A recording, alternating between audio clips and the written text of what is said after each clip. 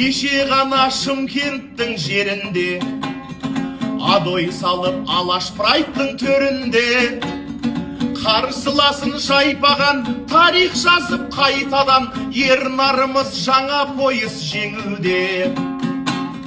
Еңбек етіп жеңісінің жолында Ернар қазір тұр бірінші орында.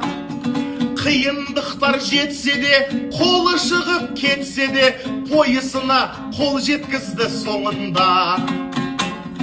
Алаш прайдтың төріне кеп бәйге алдың, бар Алаштың мақтанына айналдың. Сені чемпион қылдырған, сендей ұлды тудырған Тоқымбайдың топырағынан айналдың. Жоғары Шыршық сенің туған мекенің, Алиф Жаркент берген бал мен шекерін. Ақындардың сапынан, бүкіл елдің атынан осы әнді саған тарту етемін. Ақындардың сапынан, бүкіл елдің атынан осы арнауды саған тарту етемін.